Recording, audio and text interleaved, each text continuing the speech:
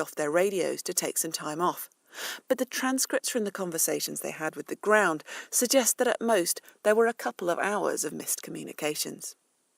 But whether or not they'd meant to go on strike, the fact that NASA thought that they had certainly made ground control pay more attention to the astronauts' demands.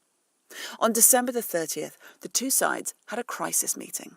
That was very tense, 2 orbits that we had discussions with them, where we spelled our frustrations, they did theirs. We've finally gotten to where they backed off and just said what things really need to be operated, done every day. Time. Based on were slightly ahead where you are either in the orbit or by time, because you're related to other things that are going on, either on the ground or elsewhere. And that's really all you need to do. And then you have, if you will, a shopping list of things to get done. And that is a much more efficient way to operate. So, newly empowered to make their own schedule, the 3 astronauts got back to work. And now they even had time to enjoy being in space. I think I enjoyed 2 parts. One was my specialty, which was solar physics, so obviously I enjoyed that. The other was just being able to observe the Earth. You really got to know the Earth like the back of your hand. You really appreciated it. You were living on this big mud ball that you've been floating around, and you got to know it quite differently than just driving over it down here. They came back to Earth in February 1974 after 84 days in orbit, a new record for the longest time spent in space. What a beautiful sight! But when they added everything up at the end of the mission, it turned out on the amount of work accomplished every day, we were slightly ahead of the second crew by which we were being judged. The guys who were the real efficient ones on the second mission. So it was more of a psychological thing with the ground rather than the efficient operational decision that was made. The 3 returning astronauts were given many hours of medical tests and debriefing. We all conclude that we all learned something from it. Micromanagement does not work, except when you're in a situation that demands it, like a liftoff or a reentry. And fortunately, I think that's been passed on to the space station people, and they've learned that that's the way to go. But the story of the strike in space has developed a life of its own, even if the reality was a bit less dramatic. It was first covered by The New Yorker and then written up as a case study of bad management by the Harvard Business School, and then picked up elsewhere, with coverage growing in the last few years. And so they created this myth, and unfortunately that's what we've had to live with ever since. We've only had one reporter, other than you, talk to us in the past 47 years. Emily Carney was the other one who put out an article saying there was no strike, it was a myth. None of the 3 astronauts ever went to space again. Bill Pogue died in 2014 and Gerald Carr in 2020. Ed Gibson went on to work as a consultant, and he's recently written a book about his experiences in the US space program. It's called We Enter Space. It's still looking for a publisher. He was speaking to me, Lucy Burns, for Witness History on the BBC World Service. This is the BBC World Service, looking at climate change. The climate study endorsed by 11,000 scientists warns there'll be How do we deal with the challenge of climate change? Each week, we'll talk to our journalists on the ground and hear how the crisis is unfolding before their eyes. And we'll be bringing together leading experts to hear how we might make a better future. Join Neil Rozelle and Greer Jackson for The Climate Question, Monday at 9 and 20 GMT. And in 30 minutes. The third of our series looking at what the online world can tell us about human nature. In this episode of Digital Human, we look at violent content. While we criticise those facilitating the supply, we rarely talk about the demand. On air, online and on smartphone, this is the BBC World Service, the world's radio station.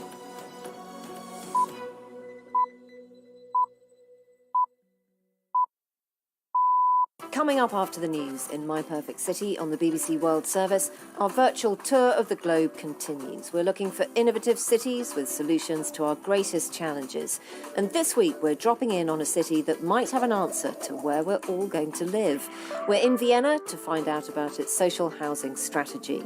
In the Austrian capital, they believe housing is a basic human right, and new homes are built to the highest design and ecological specifications. Many have rooftop gardens and swimming pools, community communal gyms and even schools. Vienna has this idea of a right to luxury for everybody, and not just for the few and exclusive who can afford everything. We'll be scrutinising Vienna's housing model to see if it should join our growing portfolio of policies that actually succeed.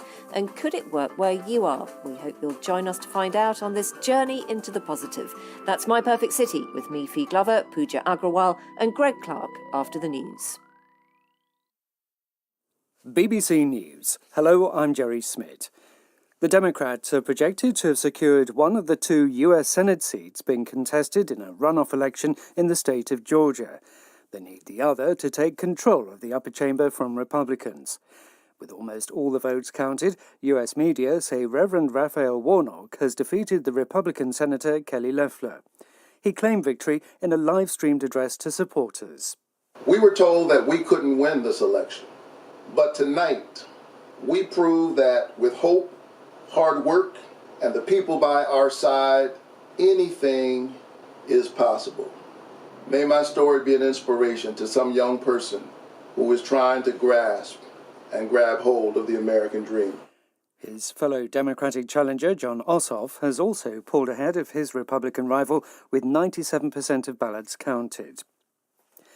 US lawmakers meet later today for a joint session of Congress that will see them confirm Joe Biden's victory in the November presidential election.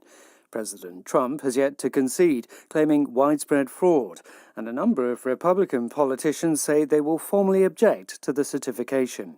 The National Guard has been put on standby. More than 50 pro-democracy politicians and activists in Hong Kong have been arrested under a strict security law imposed by Beijing last year. The crackdown relates to an unofficial primary poll held by pro-democracy groups in the Chinese territory to choose candidates for local elections that were ultimately postponed. Danny Vincent is in Hong Kong. This is certainly a large-scale operation. Activists say it's another example of an ongoing crackdown against people that try to speak up against Beijing. When this national security law was originally introduced, Carrie Lam, the leader of Hong Kong, said that a relatively small number of people would be targeted by this new law. Activists today are quite concerned because it seems, from their perspective at least, that arguably the entire pro-democracy camp seems to have been targeted. President Trump has ordered a ban on several Chinese software apps, saying they could be used to channel information to the authorities in Beijing. The executive order will take effect in 45 days' time, a month into the Biden presidency. Sharanjit Lail is our Asia Business reporter. It's actually going to be up to President-elect Joe Biden to decide whether to enforce the policy. Of course, we know it's the latest bid by the Trump administration to use national security powers against China's largest technology companies. The accusation is that they can collect data from users that could be used against Americans. Now, China has consistently denied claims that these firms share their data with the Chinese government. World News from the BBC.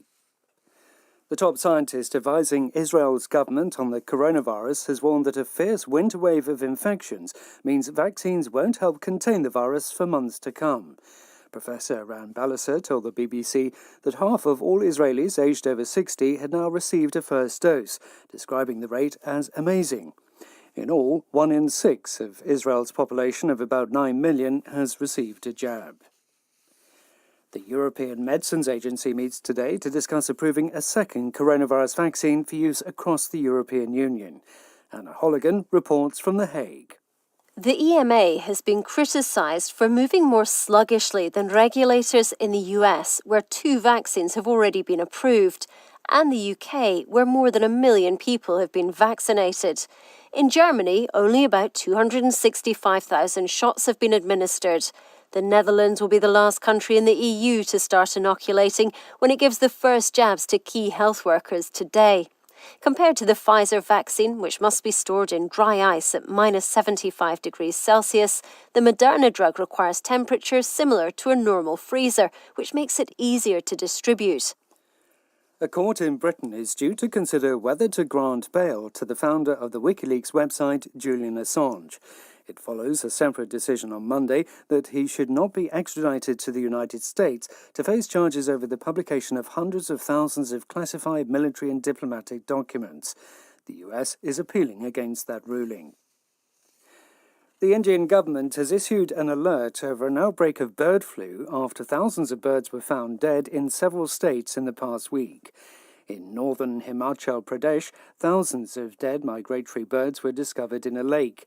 Most of them were Central Asian high-altitude geese, one of the world's highest-flying birds.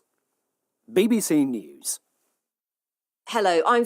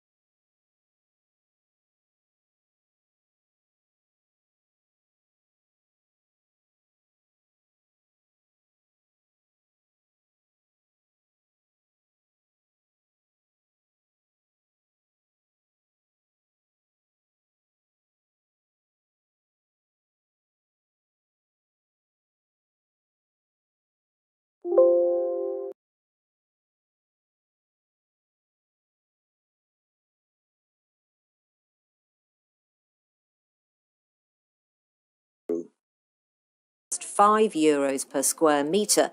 To give you an idea how cheap that is compared to other European capitals, Daniele Karatz, a researcher at the University of Vienna, is going to give us some comparisons. The average net rent in London is 27. In Paris, it is about 20.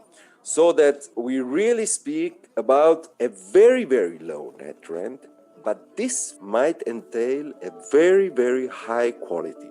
Quality is ensured because prospective housing developers have to compete for new social housing contracts, and the city's best architects and planners battle it out in a design showdown where only the very highest standards win. Former Vienna Deputy Mayor Maria Vasilarko.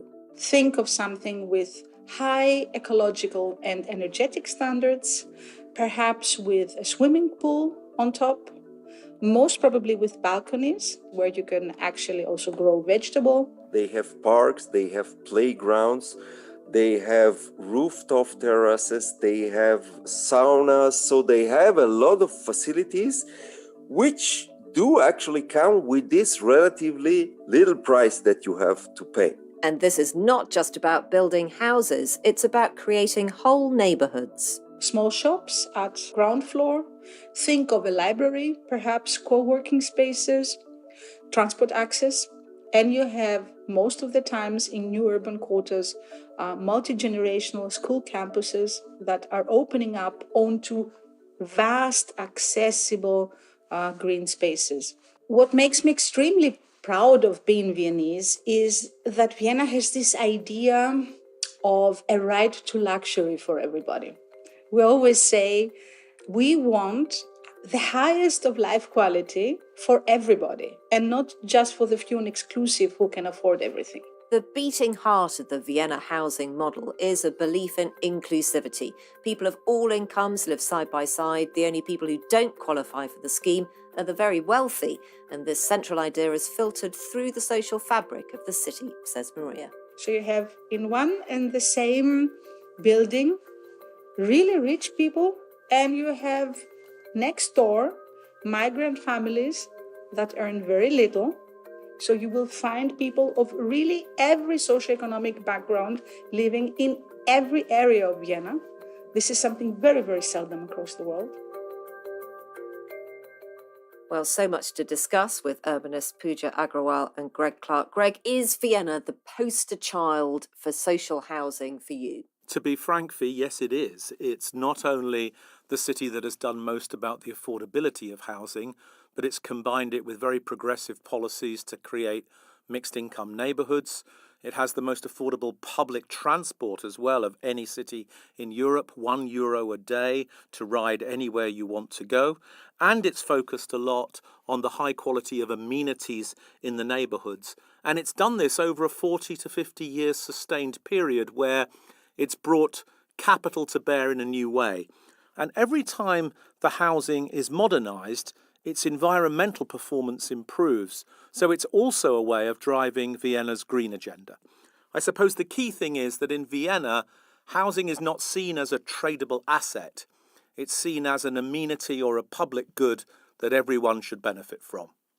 And is there something really special about the fact that top architects and designers with huge expertise are putting their creativity into social housing? It's very important because it destigmatizes the idea of public housing or social housing. It creates this sense of quality and variety. It moves away from this idea that all public or affordable housing looks the same, whilst market housing looks attractive. It creates this dynamic of rebranding, as it were, social and public housing as being exciting, innovative, attractive, and livable. Pooja, how soon can we all get there? What do you think the key achievements are in Vienna?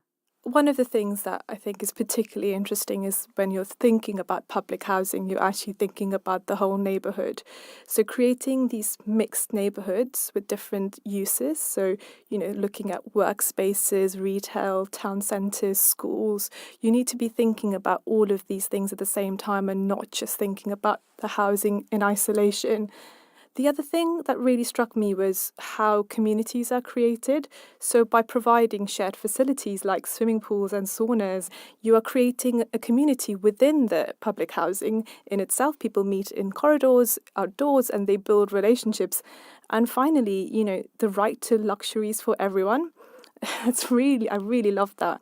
Is there a very delicate balance, though, between pouring money into bricks and mortar or pouring money into people? I mean, there's only a certain amount of welfare benefits that any country or city can provide.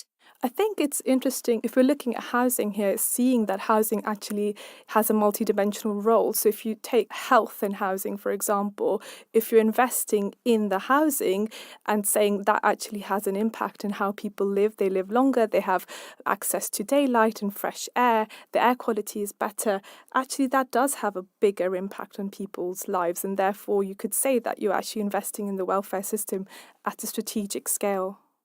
One of the huge problems, Greg, around the world in cities is actually getting on the housing ladder, and there are always more people waiting for accommodation than can actually get accommodation. Is that a problem in Vienna? Well, no city escapes that problem fee, but in Vienna, they are building 20,000 units per year. This means that they're constantly expanding the supply of social housing at the same time as the population is growing. You're listening to My Perfect City on the BBC World Service. What we try to do in this series is give you an idea of how things could be. The world might appear to be full of things that don't work, and sometimes that failure makes a lot of noise. But the world has never been more progressive, so we're rather interested in what actually does work. And our simple game is to try and build a perfect city using only those high-functioning bits. You can tell us about things that interest you, aspects of where you live that you think we might come and take a look at, and you're very welcome to comment on the projects that you hear us talking about. You can do all of that using the hashtag PerfectCityBBC if you're on Twitter. This week, we're in the Austrian capital of Vienna to test the credentials of its social housing model. So far, the report card is looking very good, but the model is under pressure. Here's Vienna's former Green Party Deputy Mayor Maria Vasilaku. For one thing, having the housing corporations trying to acquire land in order to be able, of course, to develop new real estate projects, and also because of free market, luxurious, very expensive housing, that is also a phenomenon in Vienna that has an impact, as it has all over the world right now, ever since housing also became an investment asset and not a basic need, a basic human need. So this means that we have had a high pressure on land prices, and I think that this is actually the only real stress that the Viennese system is facing. And to do something about it, the Viennese City Council took a bold move in 2018 and amended the building code. Basically, it means that as soon as a developer wants to create a real estate project that contains more than 150 housing units, 2/3 of them have to be subsidized housing. Of course, there was a controversy that went with it, but the amendment is gradually pulling land prices down again. Daniele Carvatz, director of housing research consultancy Shape and Shift, says there could be another problem on the horizon. Many of the subsidized apartments that have been built in the last decade have been built with the right to buy. This means that after between 10 and 14 years, the renters have the right to buy these apartments under certain conditions. And if you implement a right to buy in the social housing sector, in many cases, these apartments will end on the market, as all the other apartments do. I mean, Great Britain is a good example for this. And this is certainly not a good development. On the long run, it may end up with investment funds buying up the best of all buildings throughout Vienna. There is also opposition to the policy when it comes to who gets to live in subsidized housing. On the one hand, it is a debate about income, says Maria Vasilaku. Whereas people who start earning more should continue living in subsidized housing units, and whereas they should be paying the same rent or they should be paying more expensive rents because they can afford more. But there's also a darker shadow that falls along race lines.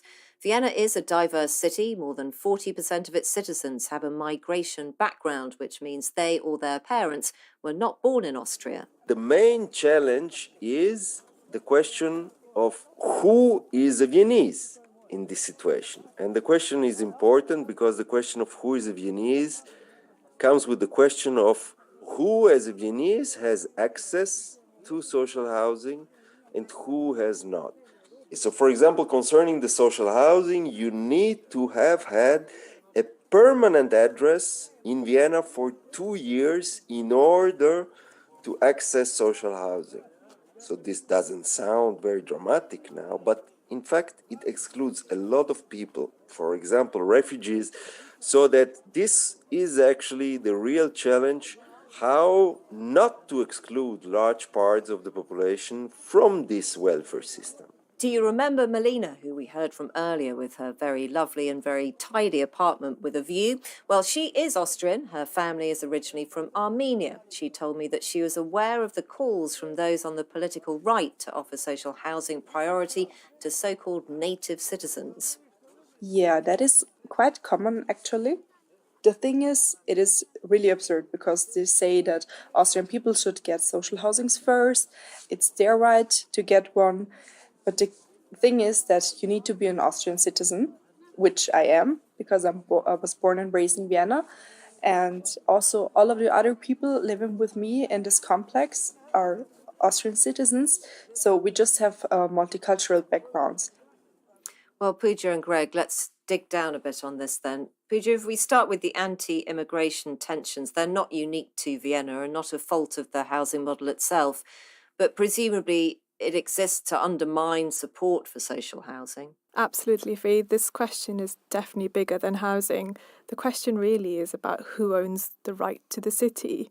Social housing already has a negative connotation in many parts of the world, often linked to immigrants, to poverty and to crime.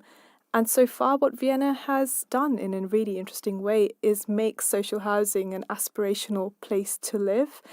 And I guess the question here is if it could balance that supply and demand, if there were enough homes, would that still really be the issue? Greg, how do you think Vienna has dealt with those economic pressures?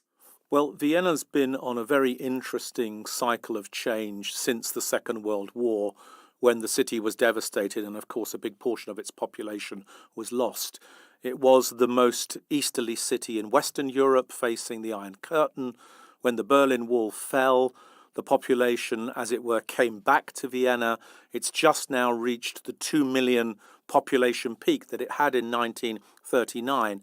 So what Vienna has done is to have a kind of social democratic city that was designed to demonstrate how capitalism could work to provide quality of life for everyone and could provide a high level of public goods.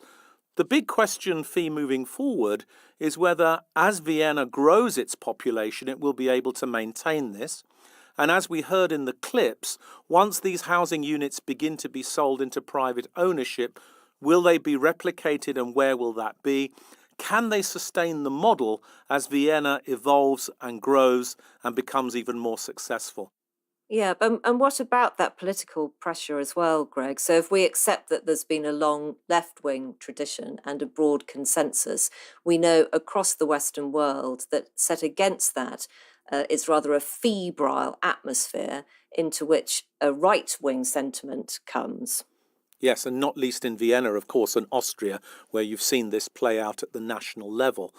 At the city level, the progressive forces have managed to maintain an alliance and a coalition over this period of time. They continue to win the elections, and one of the reasons that they win is because the policies that they're pursuing are good for all people of different income groups. They're not necessarily simply trying to cater for the needs of a specific group. So whether that political consensus is sustainable, we don't know. But so far they have managed to do it. And as a consequence, they've built a model that's very powerful and gives a lot of people a stake in the life of the city. So who knows how future elections will emerge, but clearly that there is opposition At the moment, though, those in power are the forces of progress. Yeah. Pooja, how would you tweak the Vienna housing model to make it fit our perfect city, if indeed you'd tweak it at all? What I found particularly enticing was the role Melina played in designing her home. So I guess my question would be, if we're moving from 2 million to 3 million people, is Vienna going to continue to be able to engage with people as much as they have done historically to shape the homes that they provide? And also, if we're looking at a change of population in terms of the diverse communities, is there a way you can actually think about housing in terms of diverse needs of faith or family structures, or even respond to the ageing population? I almost feel I know how you're going to vote, but hold fire for just a second to indulge in our game as to whether or not Vienna's social housing model joins our perfect city. We need to go straight to the city itself first for the vote from Melina Navasarchan. I do think it is ideal because you have the social housing everywhere. And I think that is very important to mix the people together. So you don't have the rich and the poor. That's the main reason, I think, why the social housing in Vienna is great. Right. So vote 1 from Melina. Pooja, would you vote it in? Absolutely. Excellent. And Greg, I feel there's no jeopardy involved in this at all now. You're right, Fee. I think it's in. Okay. Well, that is a unanimous verdict then. So, Vienna joins our Perfect City portfolio. It's #PerfectCityBBC if you've got things to say about that decision. And our next edition sees us dropping in on Rotterdam in the Netherlands to find out what the port city is doing to bring all its citizens together, wherever they come from. My Perfect City is produced by Eve Streeter, and it's a whistle-down production for the BBC World Service. From Greg Clark, Pooja Agrawal and me, Fee Glover. Goodbye.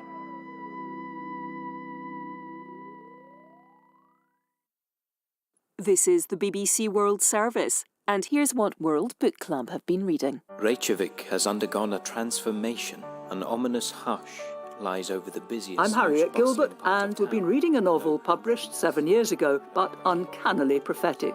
A story of love and cinema set during the 1918 flu pandemic. It was one of those rare moments in history where everything seems to happen at the same time. The book's called Moonstone, the Boy Who Never Was, by the Icelandic author Sjón. All of a sudden, this book mirrors the direct experience of people today. Can you talk to us a little bit about how you prepared to write this book? I thought it was a powerful and vibrant story. Are you inspired by old movies? What I've always tried to do in my writing is to acknowledge that reality exists on different levels for all of us. World Book Club with Sjón in half an hour.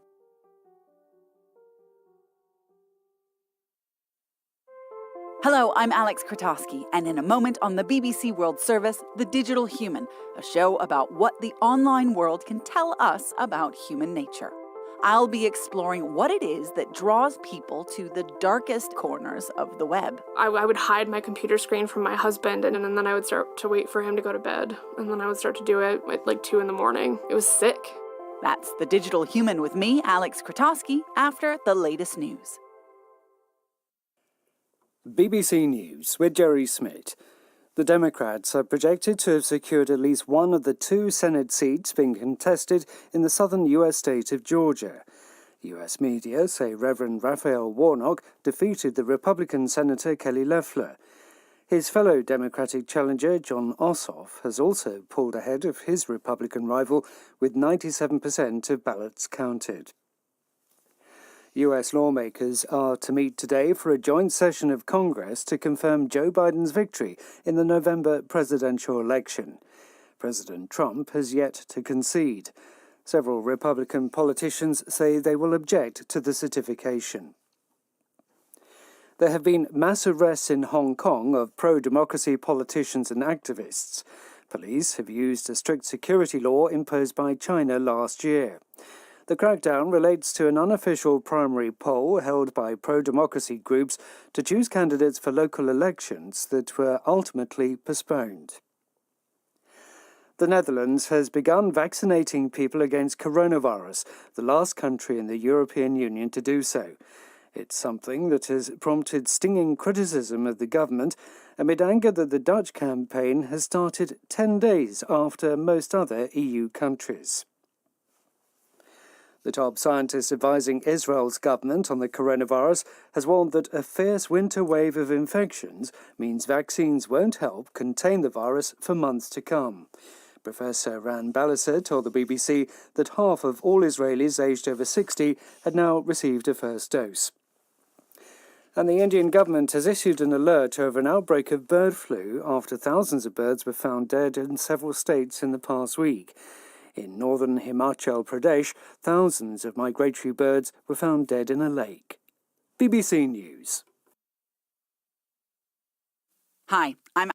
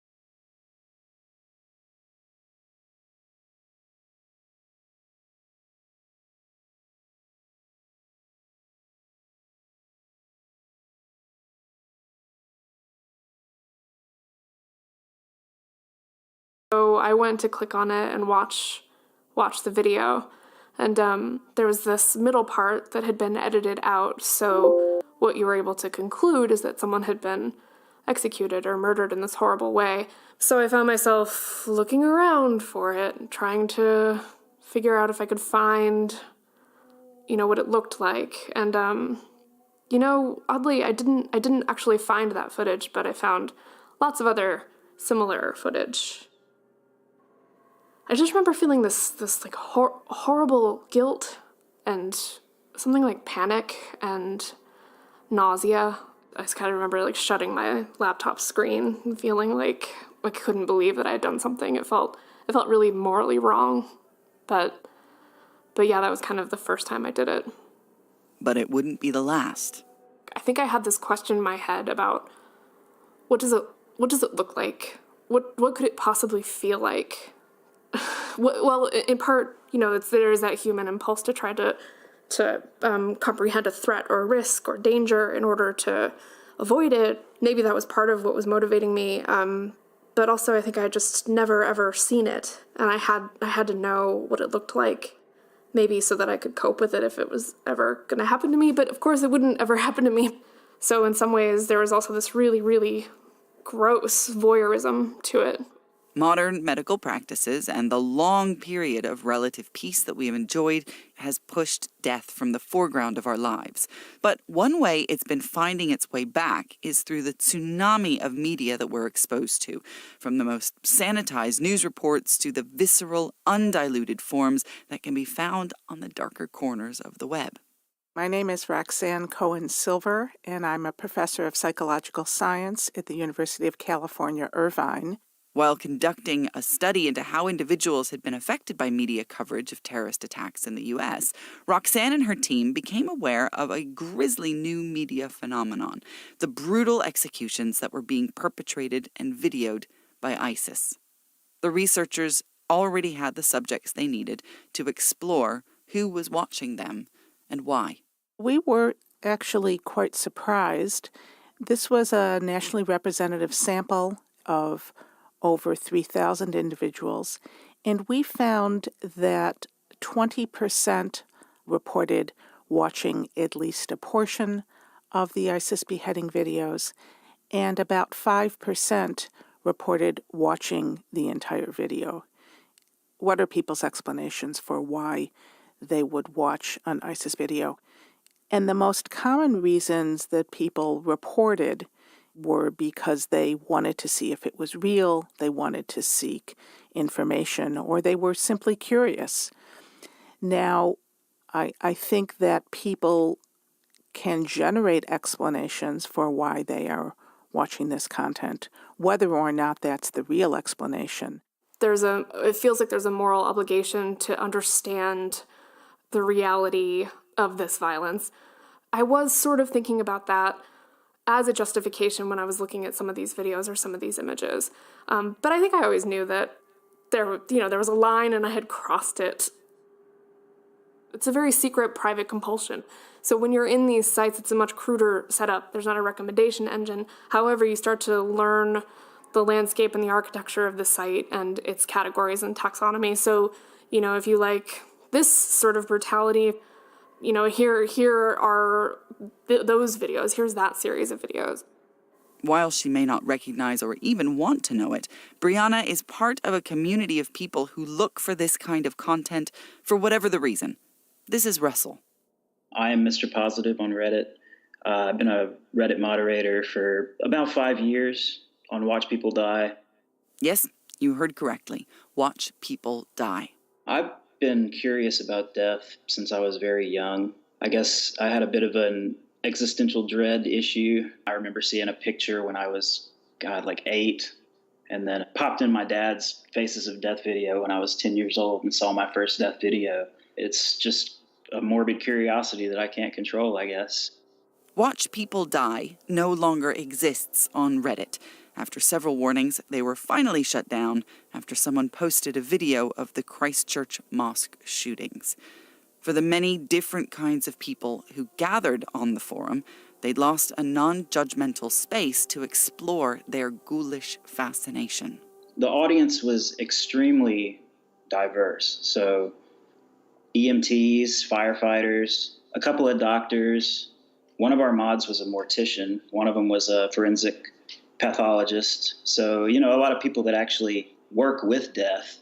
Ultimately, every person was there to make sense of what it was that they saw. People will convey their own experiences. Sometimes there will be some really meaningful stuff. It depends on the video, too. CCTV of a car crash, people are going to talk about car safety. If you see a video of a nation gassing its own people, that's a whole different topic, right? The content is so real, visceral, and objective that people need a coping mechanism sometimes. So we wanted to allow humor in a way that's at least somewhat respectful. For the record, Brianna was not involved with Russell's online community. He classified the banter as something useful, but Brianna saw it as something very different. The comments, those were a secondary experience of the trauma and the horror of this, because there seemed to be people there who took pleasure in in some of what they were watching. I wouldn't, of course, I wouldn't characterize what I was feeling as pleasure, but I don't want to be unrealistic and say that I was too far removed from pleasure, because clearly it was giving me something that I was seeking. I wouldn't call it pleasure, but there was a compulsion being met. The comments on those videos seemed more like people were finding funny stuff there. And also made me feel like one of them, and I didn't want to feel like one of them, but also wanted to take responsibility for my role in it. Well, I understand that it would seem morally reprehensible for people to be watching people die for entertainment, right? I'm not going to deny that I'm sure there are those people that exist. There's definitely I don't know if thrill is the right word, but it's something that grabs you, and makes you want to learn more. People are curious about death because if it's the ultimate question, right? They're looking for answers that they know they won't find, but they keep watching. Throughout history, we have tried to understand it using all kinds of tools, from religion to works of art to great fiction.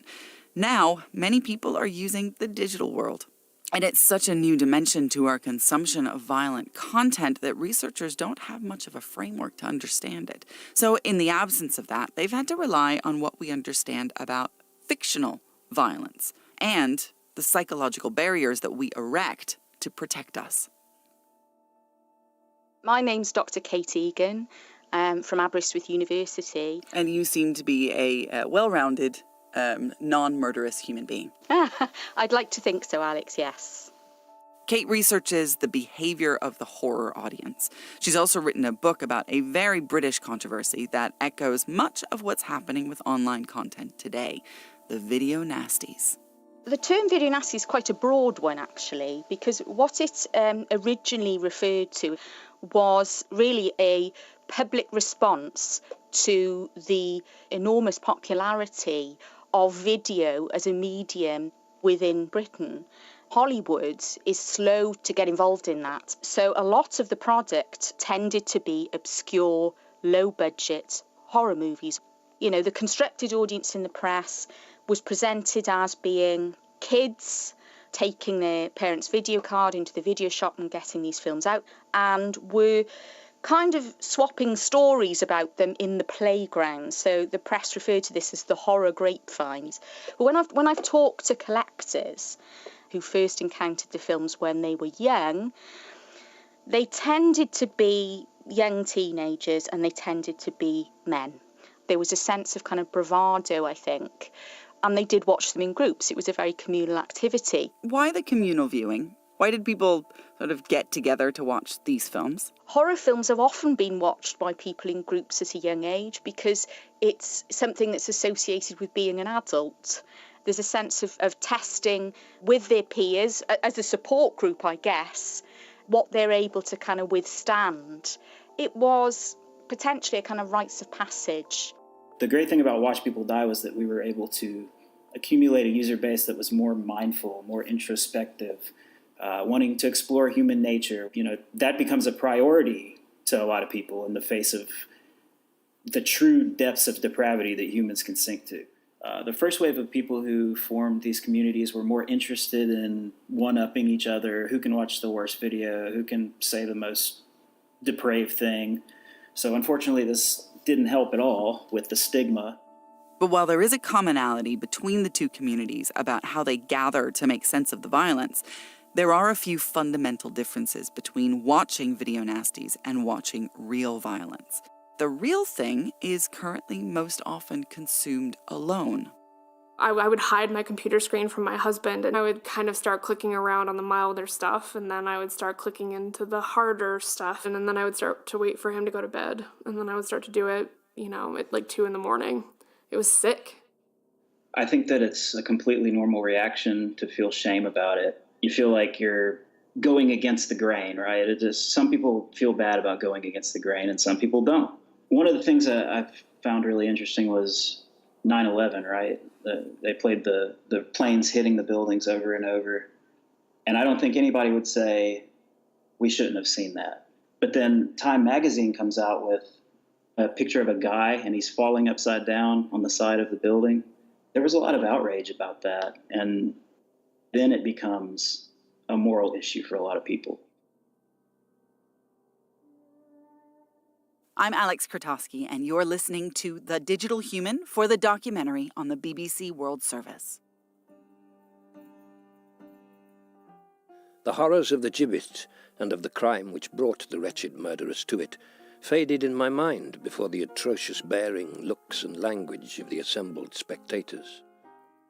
Atmospheres, attitudes, the feeling of executions, of course, differed tremendously from place to place. Dying for an audience long predates the digital era. Vic Cottrell is a historian and the author of The Hanging Tree. There was that kind of excitement, I suppose, about the exhibition of the execution that drew simple people for miles and miles, and children too. No squeamishness in the country anyway. The big cities, a different matter.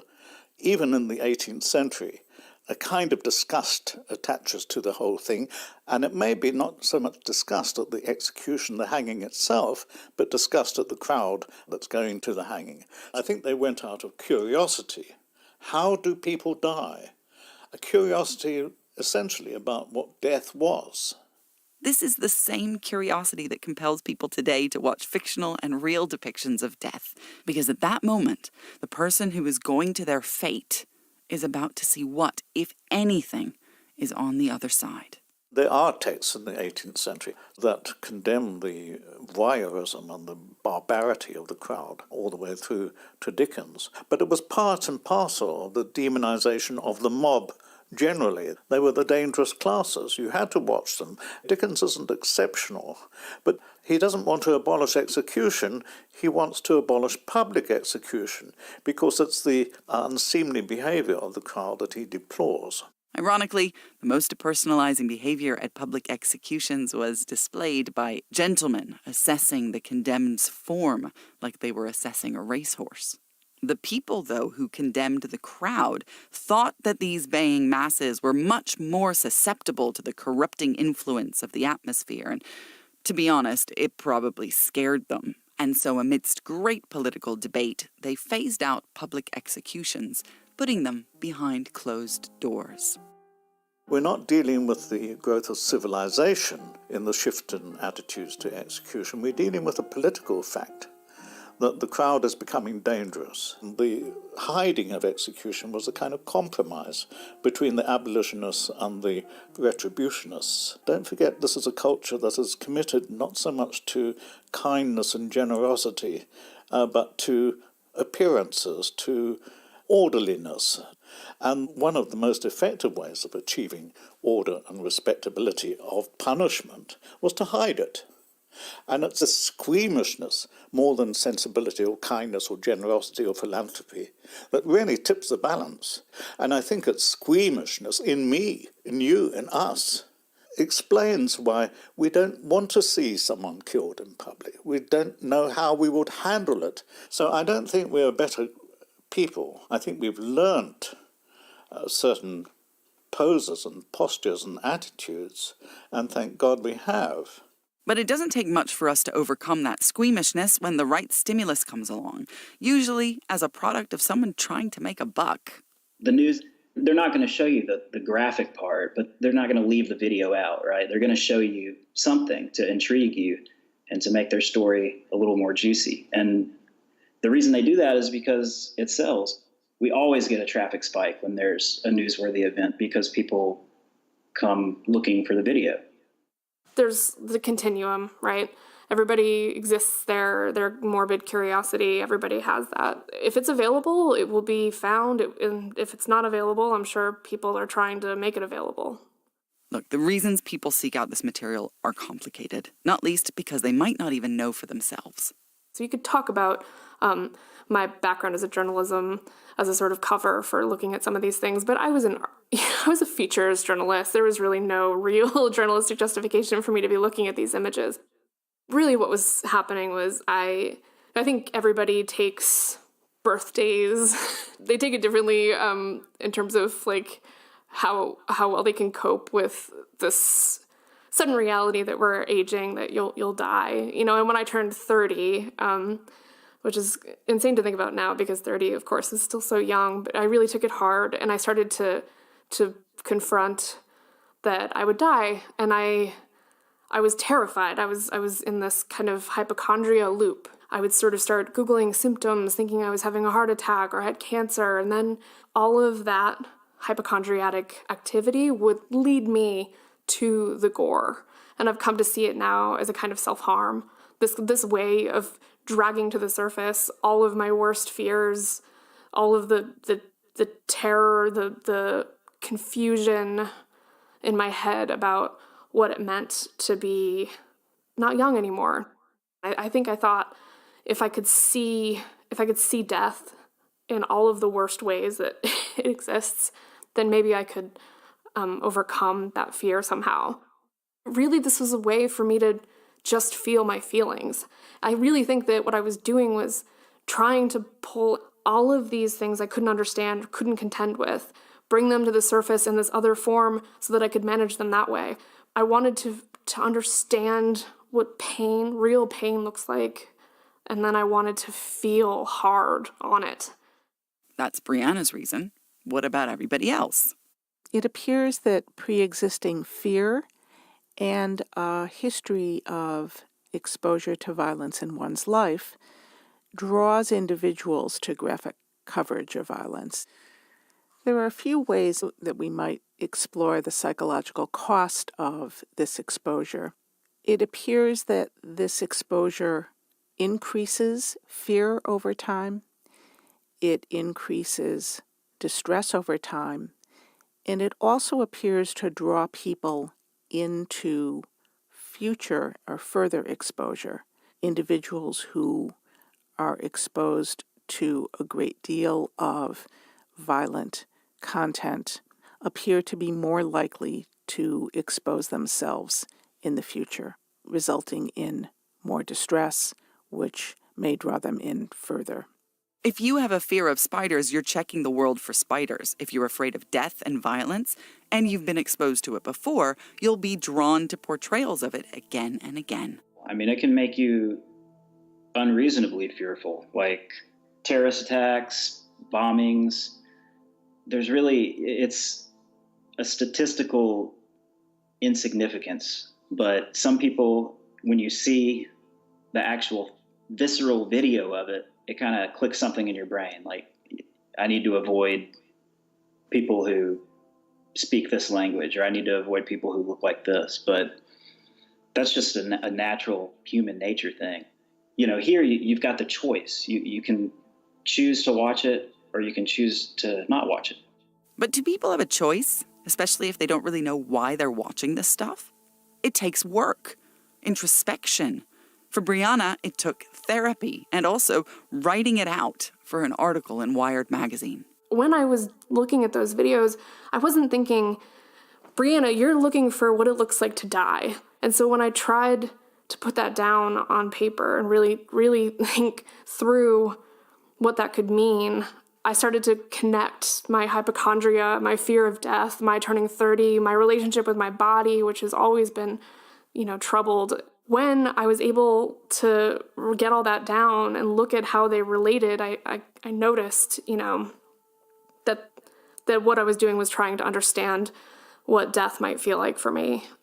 And in doing that, that was a moment of really, really realizing, again, my participation in the humiliation of these victims.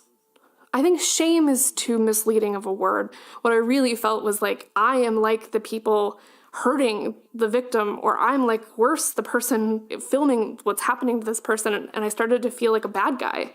I started to feel like nothing I could possibly be seeking an answer to could justify my participation in this violence in this way. That was sort of a moment where I just realized I didn't need to do it anymore. And the response was deeply divided, as you might expect. On the one hand, Brianna received gratitude from people who found themselves bound in the same situation, and on the other, a lot of condemnation. But it is comforting to know that there are other people in the same crowd. The enemies of the crowd, the polite people, the disgusted people, the respectable, thought that the plebeians were numbed by the executions. And I suppose in a sense that did happen, that was true. But I very much doubt whether this response was anything more than a defense. And one of my opinions is that the mocking attitude, the bawdy singing, was a complicated form of defense against a true engagement with what was actually being enacted, the death of a human being like themselves. I think when we talk about the effects of violence, there's a concern that people cultivate a sort of desensitivity to that kind of content. In my case, the opposite thing happened. I don't think exposure to violence works in any of the ways that we think it does. And I certainly have just absolutely no tolerance for it at all. Death and our drive to know about it is complex. Our human inhumanity has unsurprisingly found an outlet in the digital world because we are still compelled to make sense of it. Our fascination has not disappeared as the experience has become medicalized, hidden behind closed doors, made remote. By hiding it from sight, we've fetishized it. By forcing it underground, we have cloaked it in shame. Whether we choose to deal with uncertainty, squeamishness, and fear by condemning the baying crowd or being part of it, we are mortal. And one day, we will all face our end. You know what? Can I add one more thing? I'm not sure if you can use it, but I just want to say that I deeply understand that my willingness to talk about this experience and my eagerness to be open and honest about it, I know doesn't excuse me. I just don't want to give the impression that I think by writing an essay or talking about it that it somehow lets me off the hook for it. That's all. So thank you so much. Bye. Thanks for listening. The Digital Human for the documentary for the BBC World Service was presented by me, Alex Kratoski, and produced by Peter McManus. This is the BBC World Service, continuing our series of US presidential profiles. This is a moment of real consequence for America. Kamala Harris is making history. She's a trailblazer. She's someone who has broken barriers. Join me, Mark Coles, for an in-depth look at the prosecutor turned politician. Presidential Profiles, Vice President-elect Kamala Harris. Tuesday at 9:20 GMT. And at bbcworldservice.com, it's Discovery. Heather Calderway has spent much of her career saving seahorses and has been involved in multiple marine conservation projects around the world. She's an academic who's not content to sit back and just let the science speak for itself. She wants to turn the science into action. This is the BBC World Service, the world's radio station.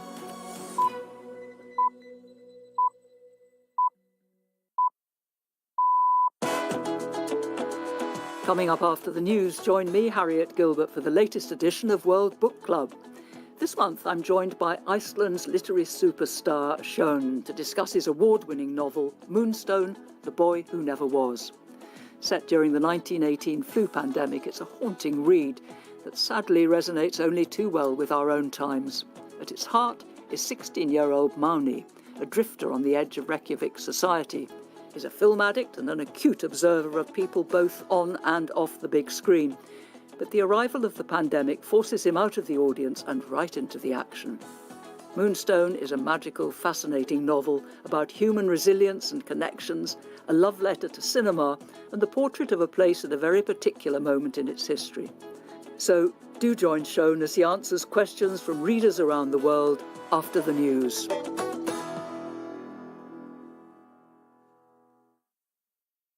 BBC News. Hello, this is Jerry Smith. The Democrats are projected to have secured one of the 2 US Senate seats being contested in a runoff election in Georgia. They need the other to wrest control of the upper chamber from Republicans.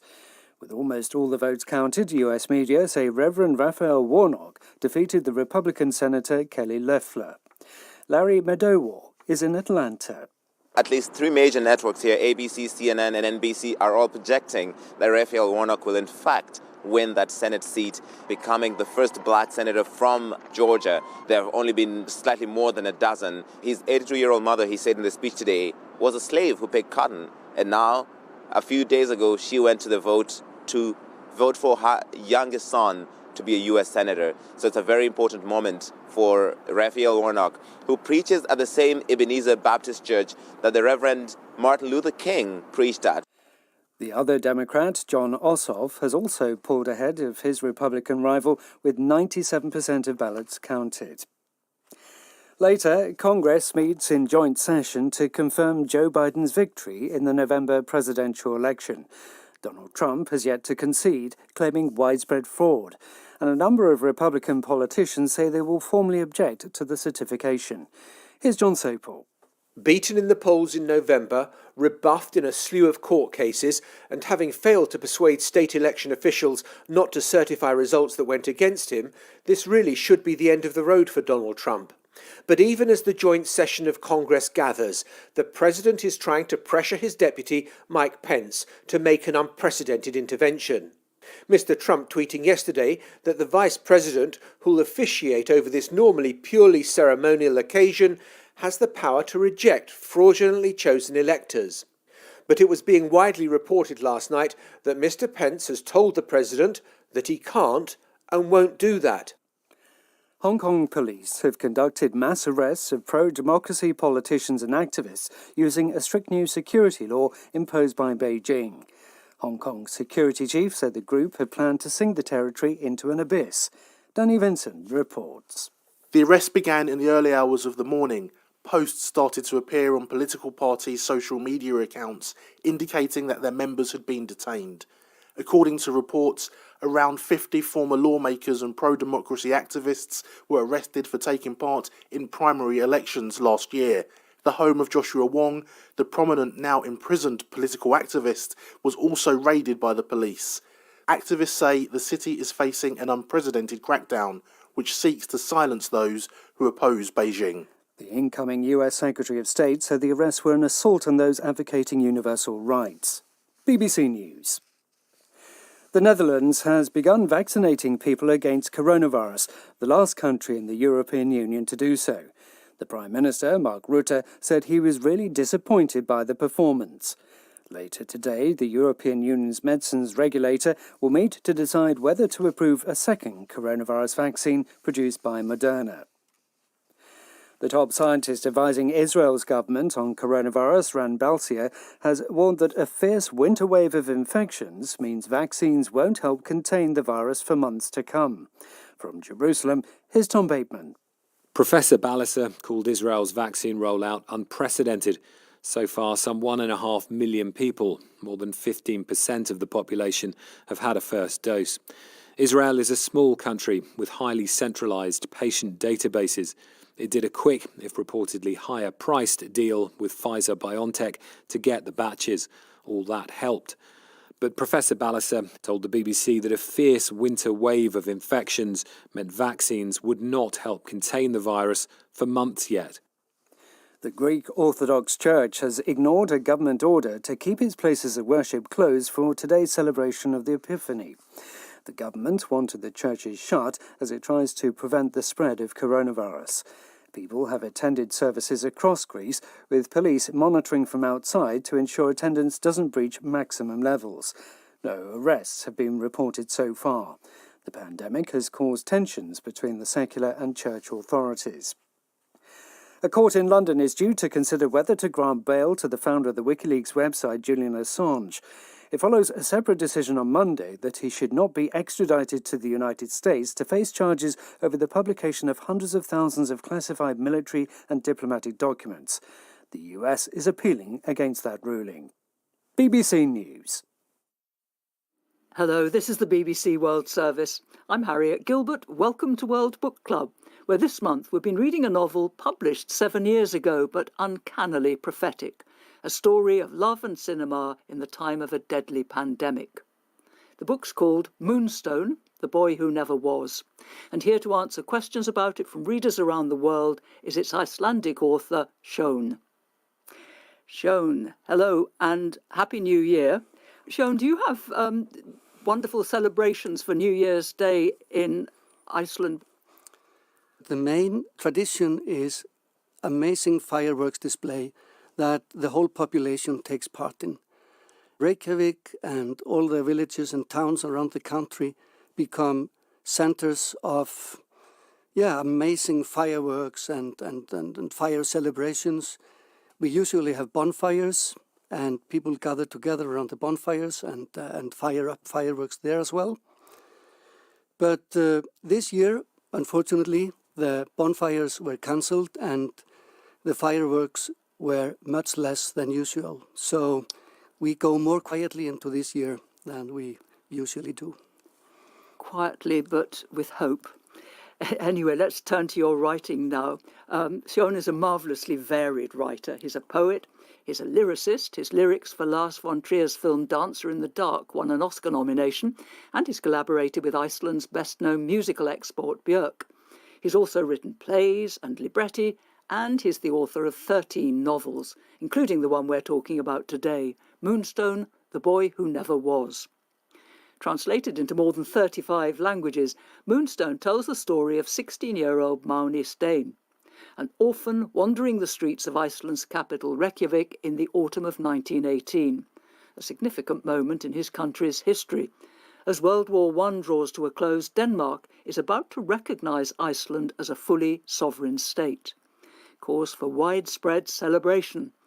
But meanwhile, the Katla volcano erupts, filling the sky with ominous fires. And then, quietly, lethally, the Spanish flu virus arrives in town, and Máni's life takes a new direction.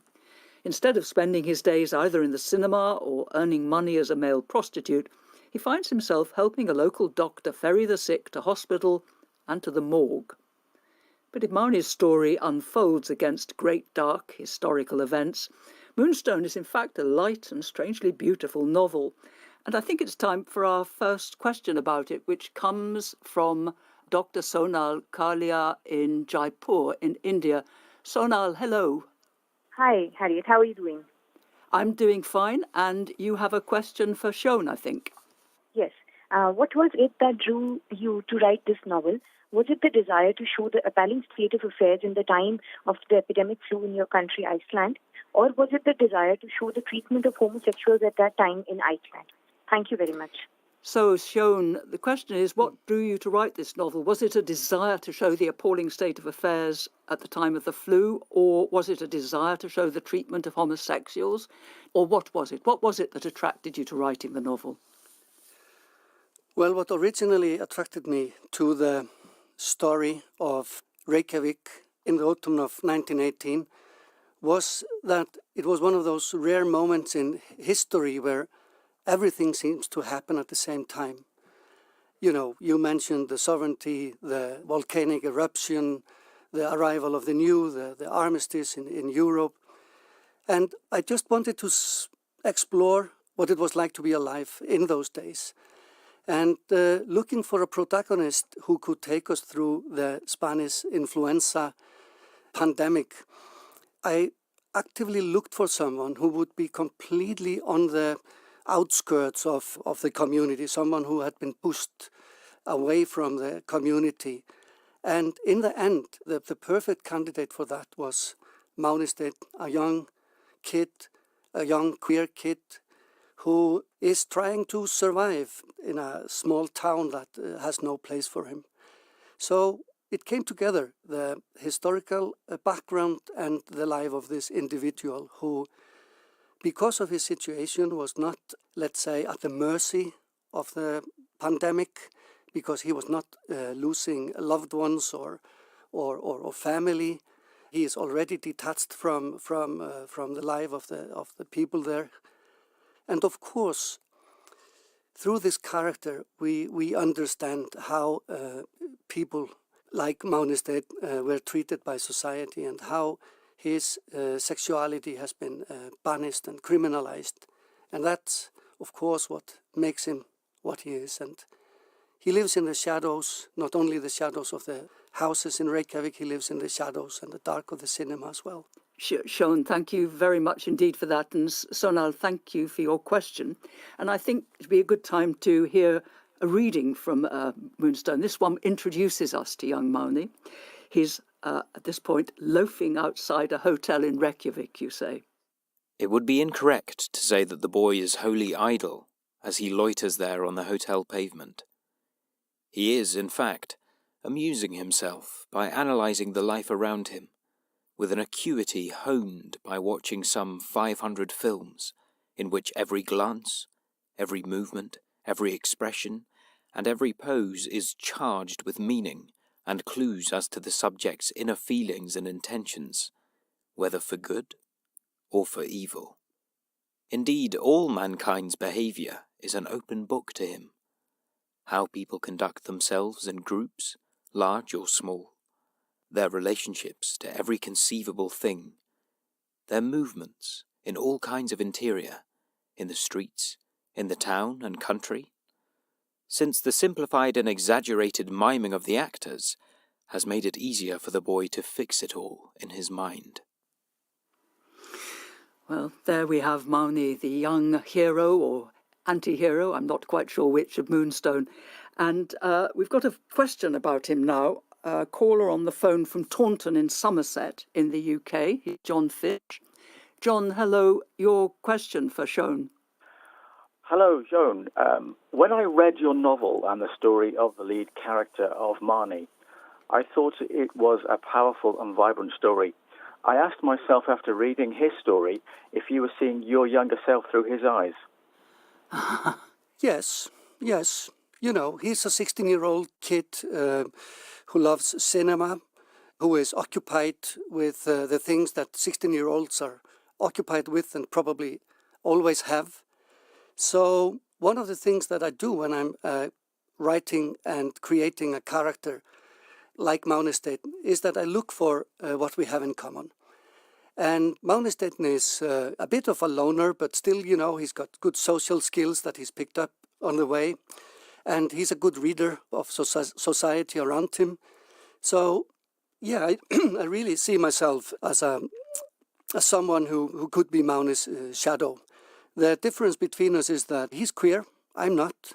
But that is, you know, such a small thing really in the big picture that I had no problem with him and being inside his mind throughout the story. John, thank you very much indeed for your question. And we have another caller on the phone from Oxford in the UK. Here's Mark Anderson. Mark, what would you like Sean to tell you? Yes, thank you, Harriet, and hello, Sean. So my question is about Manny, the lead figure in the novel, because I think the way you tell this story through the eyes of a young man is really powerful. And I wondered why it was important that Manny, as a gay man, was not only a young voice, but the voice of an outsider in society. Well, I think the fact that Maunesteinn is queer makes him an outsider and marginalizes him. The thing is that in those days, people didn't even have words for what they were. He just knows that his sexuality is different. He uses it in a way to make money. And I think at that time it just came together, the queerness and the rebellious part of the personality. Thank you, Sean. Does that answer your question, Mark? It does. Thank you very much. Thank you. Thank you. Well, Sean, thank you very much indeed for that. And our next question about Moonstone was rung in to BBC World Book Club earlier from Chicago in the USA. It's by Leah von Essen. And this is what she had to ask. I blog at whilereadingandwalking.com. I loved Moonstone, and I was wondering if you could talk about the deep yet quiet connection between the protagonist, Manny, and the woman with the red scarf. Well, yes, this is very interesting, Sean, because although Mauni's sexual relationships are with men, he does have perhaps the most intense relationship in the book with this young woman, Sola, who is the woman with the red scarf. I mean, could you talk a bit about that relationship? Sola is a young woman, probably 1-2 years older than Mauni State. She's probably like 18. And Mauni State idolizes her. She somehow embodies everything that he wants to be. She is free in her body. She is free in her expression of her, let's say, growing feminist approach to the world and maybe her own sexuality by driving a motorcycle, dressing as a man, dressing as a woman, you know. She has this fluid character. And on top of that, she is the doppelganger of Mauni State's favorite film actress, Musidora, the actress from the vampire films, the French amazing crime films called The Vampires. So I think, you know, by giving Mauni a woman to adore and not maybe the town's wrestler, helped me complicate his character and make him less obvious. Well, I think Mauni is quite right to idolise Sola. I think she's a terrific character. She's very sexy. And I think let's have another reading now from Moonstone. This is where Sola first captures Mauni's imagination. It's during the screening of a film featuring Musidora. And here they are. He had already known her name, where she lived, who her parents were, and the company she kept. But her world was quite out of reach, far above his rung of society, so he had paid no more attention to her than others of her kind. He had made his discovery at a Saturday matinee screening of The Vampires at the old cinema. He was sitting in his usual spot, feeling irked by the whispers and giggles emanating from a group of kids his own age in the better seats in front. But just as he was about to yell at them to pipe down, people were here to enjoy the film, not the noisy petting of bourgeois brats. He heard one of the girls say she was fed up with ruining the show for the others. It was when the girl stood up to leave that it happened. The instant her shadow fell on the screen, they merged, she and the character in the film. She looked around and the beam of light projected Musidora's features onto her own. The boy froze in his seat. They were identical. Great. Well, Sean, we've got another question now coming into you about Moonstone, which comes from America. It's a question that was rung in by Benjamin Stevens, who teaches at Trinity University in San Antonio in Texas. And here he is to ask it. Hello, everyone. This past fall semester, I taught a course on afterlives and underworlds, and the students read Moonstone. They loved Moonstone. The students and I have put together 2 questions for you, and we're so excited to hear your thoughts about them. First, Mauni is, one might say, in love with Sola-ji, and yet it is a particular kind of love. Although he seems to desire her, their interaction is never sexual, and although he knows her personally, he seems ever to perceive her as he first saw her, that is, in the cinema. She is real, but, in his view, also a living, moving image. Can you tell us, is Sola thus a symbol of Mauni's love of cinema as a space for safe or safer desire? Well, there's a question for you, Sean. Yeah, Sola is so many things in this novel.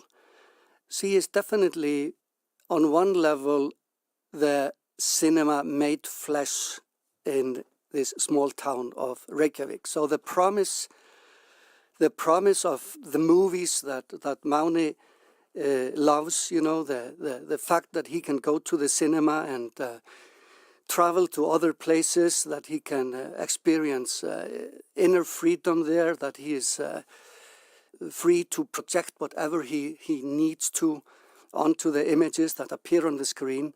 She becomes that promise somehow fulfilled on the streets of Reykjavik. But then on the other hand, she is also a symbol for the possibilities of someone from this small town to behave differently and to make herself into what she desires.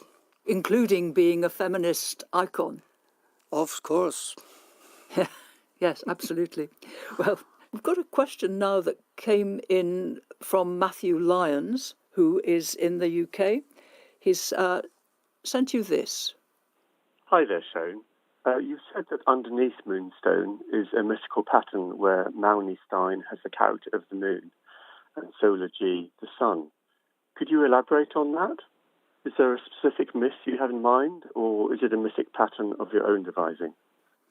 So Matthew says that you've said, I don't know where you've said this, but that there's a mythical pattern where Mauni represents the moon and Solar the sun, and which actually, come to think of it, because Mauni Stein, moonstone, and Solar sun. I've only just seen this rather stupidly.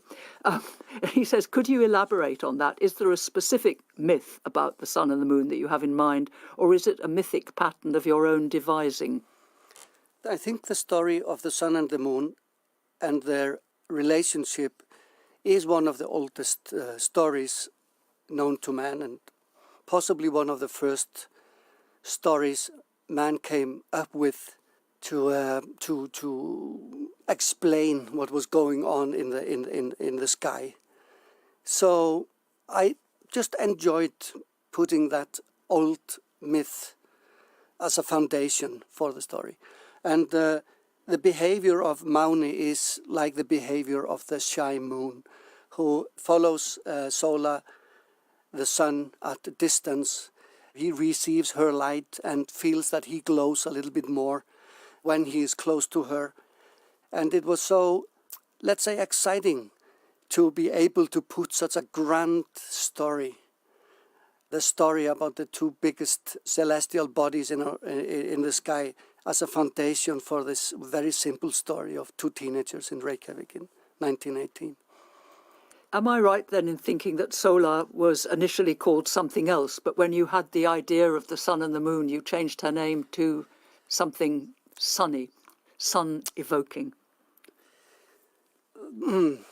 Now I'll let you in on a secret that can only be solved by an Icelandic reader, but very few people have done so. And that is that Solar's name in Icelandic is Solborg Guðbjörnsdóttir. And Solar Guðb is an anagram of vampire. So I played the same game with her name. A vampire. Vampire. And so it is the same game that is played in the film The Vampires, because Irma Webb, who is the main character and the star of The Vampires, played by Musidora, Irma Webb is also an anagram of vampire in France. So when I was looking for Solar's name, I tried to find a name that would serve the same purpose. And that's when she became the sun, because S-O-L are letters in the word vampire in Icelandic.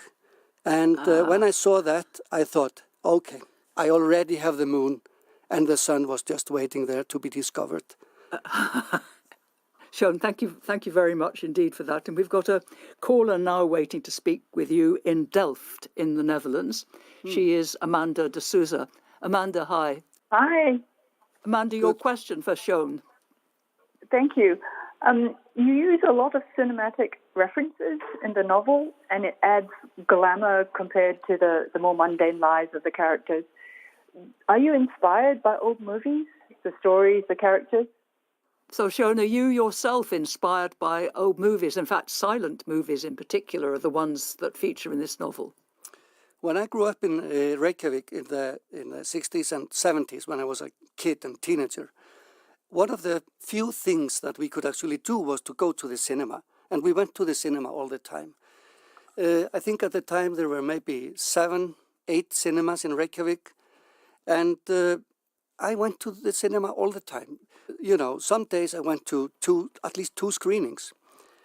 And we just saw what was on. So sometimes it was like, you know, American car chase films or Hong Kong kung fu films.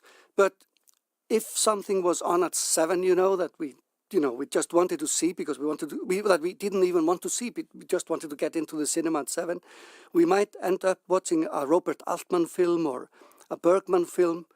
I just fell in love with cinema. And as I got older, and now we're talking about 16, 17, I joined a film club, and that's where I started seeing the great works of cinema history, and among them, of course, the great silent films like Metropolis and Nosferatu and various others. Of course, the Chaplin films and Buster Keaton. And there was something about the silent films that was so different from ordinary colored sound films that grabbed me. And that was like the choreography of it. The fact that, let's say, desires were never spoken out, they were acted out. So silent cinema, that's something that I'm totally in love with. I was watching recently The Hands of Orlak with the great Conrad White, and there's a scene there where he's walking around the apartment in trance, and he has been taken over by the spirit of the hands of the murderers that have been grafted to his forearms. And it is one of the most beautiful dances ever done in human culture. So, yeah. Well, I think you've got your answer there, Amanda. Yes, Sean really does like cinema. And I'm interested that you talk about a horror silent film as having so impressed you, because a lot of the films that Mauni's watching here are horror films. I mean, they're vampires and they're frightening, and there's that sense of them sort of bleeding into the outside world when the flu strikes. I think the horror films that Mauni has watched, they in a way prepare him for the Spanish influenza. One of the great things that the horror films do is that they deal with our corporal reality. They deal with the fragility of the body and the conflict between the body and the mind. So for teenagers, horror films are the best thing you can show them, because they are going through a physical transformation themselves by becoming adults. Their bodies are transforming in real time. So for Mauni to be experiencing the changes of his own body and his growing sexuality, and the horror films help with that. And then when the Spanish influenza hits, he's prepared like no one else, because he's been in that dark world through the horror films. Well, Sean, thank you. We've got a lot more questions for you about Moonstone, but first, a quick pause for the news, and to remind you that there's an archive of more than 200 World Book Club interviews you can access through our website. Back shortly, the news is with you after this. This is the BBC World Service, looking at climate change. A climate study endorsed by 11,000 scientists warns there'll be untold human suffering unless... The message is stark. These aren't anyone's opinions or political views. This is the current best available science. Climate change is affecting people across the world. In Phoenix, it is hot all the time, during the day and during the night. This heat is not normal. A fourth of Bangladesh has been affected by the floods. We have more than 15,000 people displaced. We've got fires that are still burning, transforming landscapes, wiping out wildlife. So how do we face these challenges? Each week we'll talk to our journalists on the ground and hear how the crisis is unfolding right in front of their eyes. And we'll bring together leading experts to hear how we might make a better future. Join Neil Rizal and Greer Jackson for The Climate Question, Monday at 9:20 GMT. Coming up, it's me, Harriet Gilbert, with World Book Club. This month, Icelandic literary superstar Sjón is discussing his fascinating novel, Moonstone, The Boy Who Never Was. Set during the 1918 flu pandemic, it's the story of Mauni, a drifter on the edge of Reykjavik society, a film addict and a sharp observer of people both on and off the big screen. The arrival of the pandemic forces him out of the audience and into the action. BBC News with Jerry Smith. The Democrats are projected to have secured at least one of the two Senate seats being contested in the southern U.S. state of Georgia. U.S. media say Reverend Raphael Warnock defeated the Republican Senator Kenny Loeffler.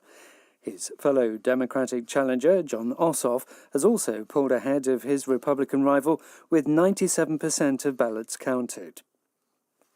U.S. lawmakers are to meet today for a joint session of Congress to confirm Joe Biden's victory in the November presidential election. President Trump has yet to concede. Several Republican politicians say they will object to the certification. There have been mass arrests in Hong Kong of pro-democracy politicians and activists. Police have used a strict security law imposed by China last year. The crackdown relates to an unofficial primary poll held by pro-democracy groups to choose candidates for local elections that were ultimately postponed. The Netherlands has begun vaccinating people against coronavirus, the last country in the European Union to do so. It's something that has prompted stinging criticism of the government, amid anger that the Dutch campaign has started 10 days after most other EU countries. The Greek Orthodox Church has ignored a government order to keep its places of worship closed for today's celebration of the Epiphany. The government wanted the churches shut to prevent the spread of coronavirus, but people across Greece have attended services. The top scientist advising Israel's government on the coronavirus has warned that a fierce winter wave of infections means vaccines won't help contain the virus for months to come. Professor Ran Balicer told the BBC that half of all Israelis aged over 60 had now received a first dose. And those are the latest stories from BBC News.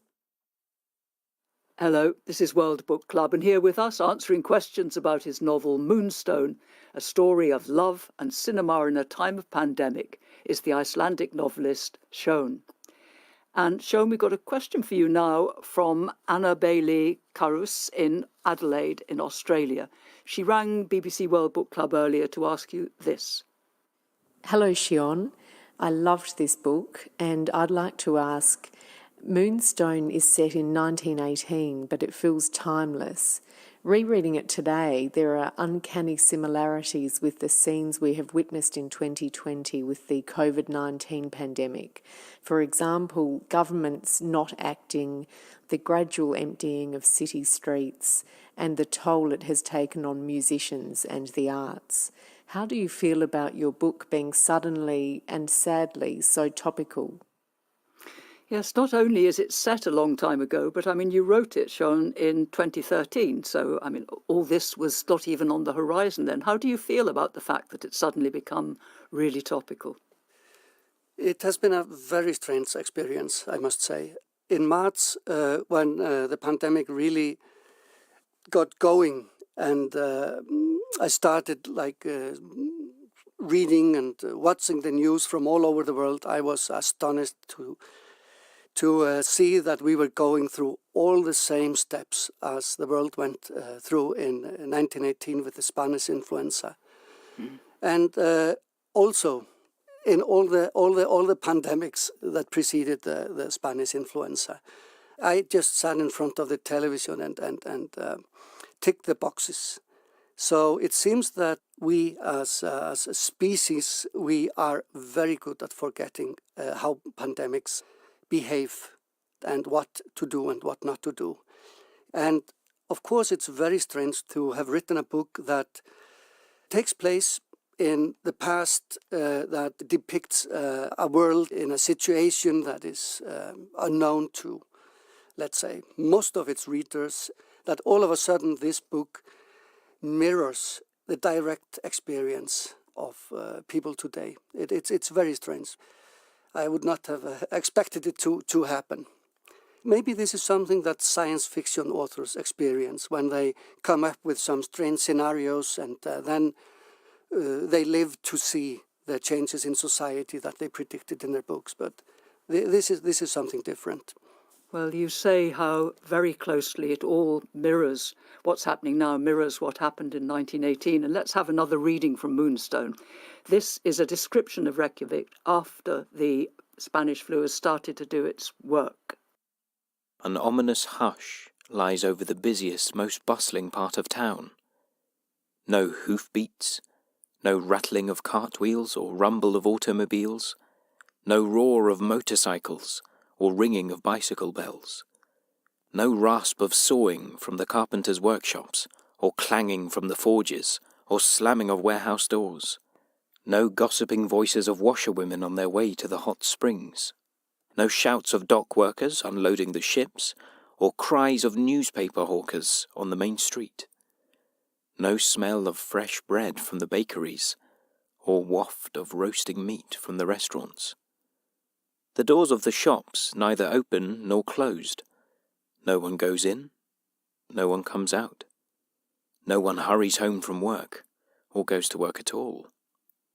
The cathedral bell doesn't toll the quarter hour, or even the hours themselves. Though the hands stand at 8 minutes past 3, it's hard to guess whether this refers to day or night. A gloomy pall of cloud shrouds both sun and moon.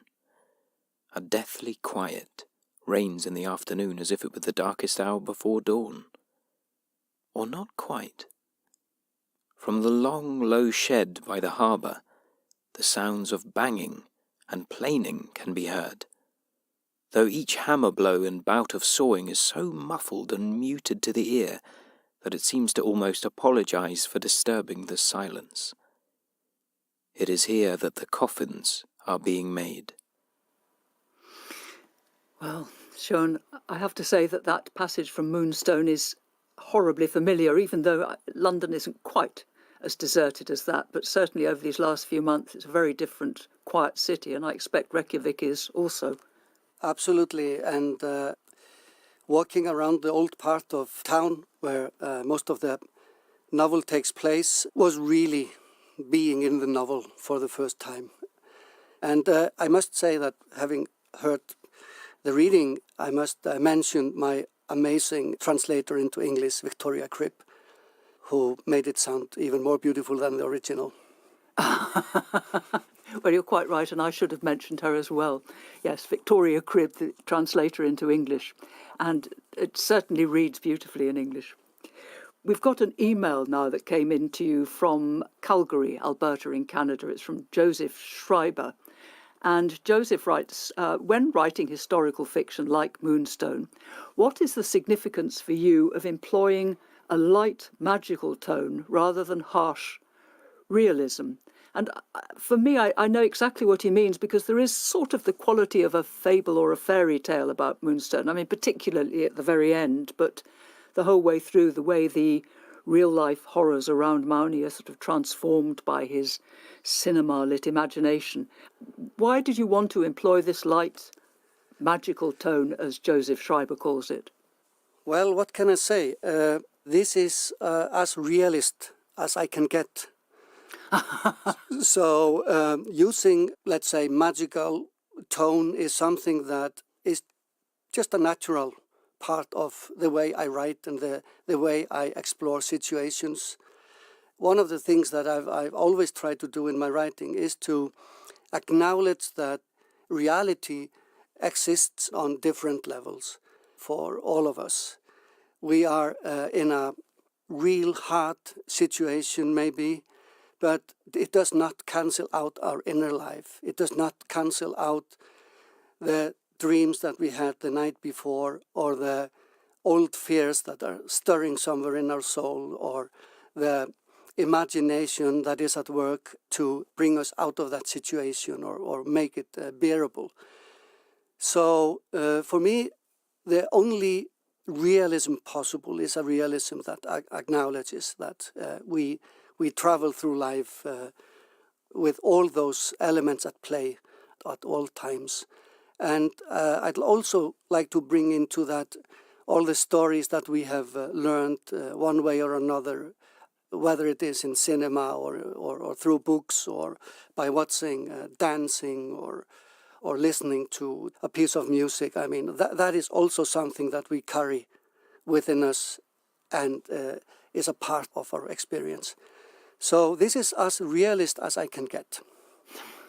Well, thank you very much for that, Sean. You've talked about the book as having a kind of a bleak aspect to it, in the sense that it registers that we never learn. We have these plagues and bacteria, leprosy features in the book, Spanish flu more recently, Ebola, SARS. But you also could see it as an optimistic book, one which says, these things happen and humankind gets through them. They find a way not necessarily of eradicating these illnesses, but of living with them. I mean, is there an element of optimism, would you say, in the book? Yes, I think it is quite an optimistic book because Magnus is someone who should have been beaten by life, but he has found a way to survive, and he has found his own tools to survive. He's illiterate, he's unemployed, he's an orphan, he's got everything against him. But at the same time, he is present at the birth of a new art form, cinema. And cinema becomes his school. Education, if you're not given it, you will seek it and you will find a way of educating yourself. So Magnestedt is a ray of hope. He's someone who finds his way in life. So it's a highly optimistic book. Good. Well, I agree with you. It certainly ends very much on an upbeat note. Anyway, Sean, we've got somebody waiting on the phone in Connecticut in the USA now to ask you a question. She's Melissa Considine Beck. Now, your question first, Sean. My question is, The Boy Who Never Was contains details about early 20th century history, especially those concerning the Spanish flu. Can you talk to us a little bit about how you prepared to write this book? Were there particular family mementos or old photos you perused, or other maybe family documents or diaries you read in order to include such accurate historical details? Usually when I start writing a book, it is after years of researching the material that I'm transforming into a novel. And in this case, for some reason, I had been collecting information about the Spanish influenza for a long while. I had been collecting material about the early days of cinema in Iceland. I had for a long while been interested in the queer history of the country. So I had folders both on my laptop and in my office containing research material. But it wasn't until I sat down to actually write about the Spanish influenza, or let's say write a story